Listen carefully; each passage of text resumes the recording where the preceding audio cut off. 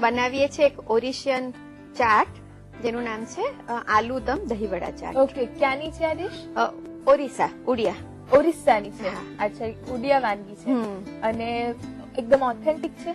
હા, અને બહુ જ પોપ્યુલર છે ત્યાં ઓરિસ્સામાં.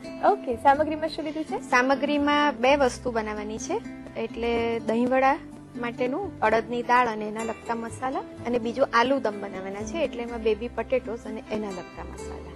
અચ્છા, એટલે એક વાનગીમાં 2 વાનગી છે ને પછી એનું કોમ્બિનેશન કરવાનું. હા. ઓકે, એટલે કે એકદમ ડિફરન્ટ છે. એકદમ ડિફરન્ટ છે. કેટલી વારમાં બની જાય છે?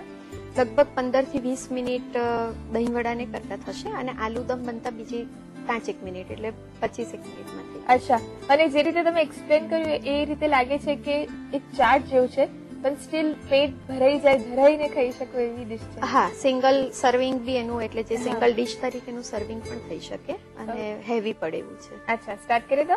ચોક્કસ. સૌથી પહેલા શું કરીએ છીએ? સૌથી પહેલા દહીંવડા બનાવીએ છીએ, કારણ કે દહીંવડાને થોડુંક પલાળવા પણ પડે. તેલ ગરમ કરવા મૂકીશું પણ ગેસ ધીમો કરી દઈશું. અડદની દાળ છે જેને 3 થી 4 કલાક પલાળી અને મિક્સરમાં ક્રશ કરેલી છે. ઓકે, કેટલી લીધી છે અડદની દાળ? લગભગ 1 કપ લીધી હતી, એટલે પલળીને આટલી થઈ ગઈ છે. ઓકે, ઝીણા સમારેલા લીલા મરચા છે, લગભગ 2 થી 3 લઈશું, અને આદુ મરચાની પેસ્ટ પણ છે. અચ્છા, એ લગભગ 1 ચમચી લઈશું. ચાટ આઈટમ છે એટલે થોડુંક એને ટેસ્ટી બનાવવાનું છે. લીલા મરચા સમારીને પણ લઈએ છીએ અને ક્રશ કરીને પણ લઈએ છીએ. ક્રશ કરીને અંદર મિક્સ થઈ જશે અને સમારીને ક્યાંક ક્યાંક ખાવામાં આવશે. ફુદીનો છે ઝીણો સમારેલો, એ લગભગ 15 થી 20 પાન લઈએ છીએ. એ સિવાય એમાં લઈશું મીઠું, સ્વાદ પ્રમાણે મીઠું લઈશું, લગભગ અડધી ચમચી જેટલું. નોર્મલી આપણે જે દહીં વડા માટેના વડા બનાવતા હોય છે એમાં મસાલા થોડા જુદા હોય છે. હા, આ થોડુંક ચાટને દ્રષ્ટિકોણને ધ્યાનમાં રાખી અને બનાવીએ છીએ, એટલે એના મસાલા થોડાક જુદા છે. પ્રોપરલી એને મિક્સ કરીશું, અને અડદની દાળનું હોય એટલે એને થોડુંક ફીણીએ તો સરસ સોફ્ટ બને, એટલે એને થોડુંક ફીણી લઈશું. અને આટલું ઘટ જ રાખીએ છીએ? હા.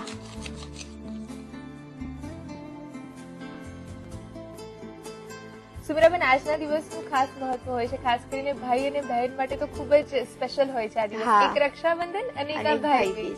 અને મહારાષ્ટ્રમાં તો હિમાલી કદાચ આમ તો બહુ જ જાહેર વસ્તુ છે, પણ મહારાષ્ટ્રમાં ભાઉદૂજ એનું બહુ જ મહત્વ હોય છે. અને એ દિવસે ખીચડી જ ખાવાનો રિવાજ હોય, કે જેમ દાળ અને ચોખા ખીચડીમાં છૂટા ના પડી શકે એ રીતે, એમ કે ભાઈ બહેનનો પ્રેમ કાયમ માટે રહેતો હોય. ઓકે, એટલે ભાઉદૂજ તરીકે ઓળખાય છે. દિવાળી કરતા પણ ઇમ્પોર્ટન્ટ હોય છે, વધારે હોય છે. હા, હવે સેજ પાણી વાળો હાથ કરી અને આના વડા ઉતારી લઈશું. ગોળ પણ ઉતારી શકીએ અને જરાક થેપીને પણ ઉતારી શકાય. ઓકે, આપણે અત્યારે થેપીને લઈએ છીએ. હા, કારણ કે એને પછી દબાવવા પડે એના કરતા ચાટ કરવાની જ છે તો થેપીને. સરસ ફૂલે છે. દરેક જેટલા પણ વડા હોય એને આવી રીતે ગુલાબી તળી અને પાણીમાં પલાળી દેવાના. અને એક વસ્તુનું ધ્યાન રાખવાનું કે વડા માટેની જે દાળ ક્રશ કરી હોય એ લગભગ જો 2 કલાક રહી શકે ક્રશ કર્યા પછી, તો આવી રીતે જ્યાં ફૂલેલા પૂરી જેવા દેખાય છે વડા, એવા બની શકે. અચ્છા, હા. વધારે સમય સુધી જો રહે તો? હા, એમાં શું થાય કે જે દાળ પલળી હોય ને 2 કલાક તમે રવા દો એટલે થોડી કે ફર્મન્ટ થાય, એના કારણે સોફ્ટ પણ થાય અને જાળી પણ પડે અને એઝ વેલ એઝ એ ફૂલે પણ ખરા. વડાને પાણીમાં નાખીએ ત્યારે એનો કલર જે તળ્યું હોય એના કરતા થોડો લાઇટ થઈ જતો હોય, તો થોડાક એને લાલ તળવાના. ઓકે, આ ઓરિસ્સાની એક ડિશ છે, ખૂબ પોપ્યુલર છે. કોઈ સ્પેશિયલ ઓકેઝન પર આ ખવાય છે? ના, એકચ્યુઅલી ત્યાં બપોરનો જે સમય હોય 1 થી 4 બધી માર્કેટ ને બધું જ બંધ હોય, અને 4 વાગ્યા પછી આ ચાટ વેચનારા આખા ગામમાં ફરતા હોય, અને લોકો આ ચાટ ને એકલા દહીં વડા અથવા તો દમ આલુ ચાટ એ ખાઈ ખાઈને પછી પાછું સાંજનું સેશન ચાલુ કરતા હોય, ઓફિસે જતા હોય. એટલે ઓકેશન પર તો થતું હશે, પણ અધરવાઇઝ બી બહુ જ પોપ્યુલર ડિશ છે, રૂટીનમાં પણ ખવાય છે. વડા કાઢી લઈશું અને ગેસ બંધ કરી દઈશું.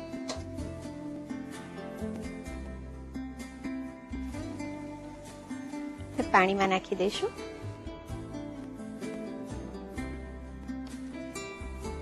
હવે દહીં વડા પલળે ત્યાં સુધી આલુ દમ બનાવી લઈએ. 1 ચમચી જેટલું તેલ લઈશું. ડુંગળી અને લસણની પેસ્ટ છે એને સાંતળવા મૂકીશું. 1 નાની ડુંગળી અને 2 થી 3 કળી લસણ. એને પેસ્ટના ફોર્મમાં જ લઈએ છે? હા, એને પેસ્ટ જ લેવાની, જેથી કરીને આખી મસાલા જેવી દમ આલુ પર ગ્રેવી જેવું હા ચોંટી જાય. એને સાંતળી લઈશું. ગેસ થોડો ધીમો કરી દઈશું. આ જયારે સંતળાય છે ત્યારે અંદર આખા લીલા મરચા નાખીશું, સમારેલા મોટા ટુકડા, લગભગ એ પણ 2 થી 3 મરચા નાખીશું. સ્પાઇસી હોય છે આ ડિશ? હા, ચાટ એટલે થોડું આમ મસાલેદાર ને તે ચટપટું તો ખરું. હા, પ્લસ ઓરિસ્સા બાજુ જે પણ ફૂડ ખવાતું હોય એ તીખું ખવાય છે. એની સાથે નાખીશું ફુદીનો, એ પણ લગભગ 15 થી 20 પાન. દહીંવડામાં પણ ફુદીનો નાખ્યો છે ને આમાં પણ, એટલે બંને જે ટેસ્ટ છે એકબીજાની સાથે પ્રોપરલી ભળી જાય એ આશયથી આપણે બંનેમાં નાખીએ છીએ. હવે બાકીના મસાલા પણ તેલમાં નાખી દઈશું. ધાણા જીરું છે એ લગભગ 1 ચમચી, તજનો પાવડર છે 1 ચપટી જેટલો, હળદર 5 ચમચી જેટલી, આમચૂર પાવડર છે એ લગભગ 1/2 ચમચી જેટલો, લાલ મરચું છે સ્વાદ પ્રમાણે પણ લગભગ 1/2 થી 1/4 ચમચી.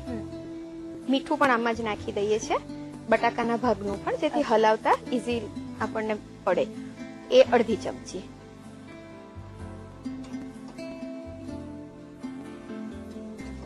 હવે આની અંદર એક 1/2 કપ જેટલું પાણી નાખીશું. સરસ બ્લેન્ડ થઈ જાય એટલા માટે. હા, અને જે બેબી પટેટોઝ આવે છે એ બાફેલા છે, અને બેબી પટેટોઝ ને 1 ના 2 કરી દીધા છે, એ આની અંદર મિક્સ કરી દઈશું. આ લગભગ મેં 200 ગ્રામ જેટલા લીધા છે. અચ્છા, અને એને બાફતી વખતે કઈ ધ્યાન રાખીએ છીએ? ના, કશું નહીં. રેગ્યુલર જે રીતે બટાકા આપણે બાફીએ કેવું કે એડ કરીએ? ના, કશું જ કર્યું નથી. છાલ સાથે બાફ્યા અને પછી છાલ છોલી લીધા. પ્રોપરલી એને હલાવી લઈશું, અને બટાકા હશે એટલે જે બધું પાણીનો ભાગ હશે એ એબ્સોર્બ કરી લેશે.